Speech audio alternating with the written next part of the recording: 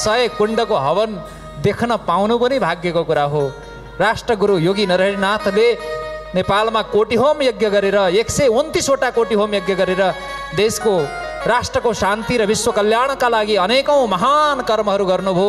जहाँ कोटी होम गर्नुभयो त्यहाँबाट केही अन्त लिएर जानु भएन। जहाँ खाल्टो खन्यो त्यही पुर्नुपर्छ भनेर आफूलाई भेटिदिएको गुरु भेटिदिएको दक्षिणाको पनि त्यही समर्पित गरेर हिँड्नुभयो। त्यस्तो त्यागी महापुरुष हुनुहुन्थ्यो योगी नरहरिनाथ। उहाँले गरेको योगदान आज संसारमा मान्छेले अब बल्ल बुझ्दै जान्छन्। उहाँले अनुवाद गरेका र लेखेका ग्रन्थहरू 600 भन्दा धेरै छन्। नेपालको इतिहासको खोजी गर्ने महापुरुष हो, अत्यन्तै विलक्षण महापुरुष हो। उहाँको पंक्ति छ, मानवीय सभ्यताको आदि भूमि पहिलियो। मानवीय सभ्यताको आदि भूमि पहिलियो। त्यो कुन हैछ त मानवीय सभ्यताको आदि भूमि? नेपाल हैछ।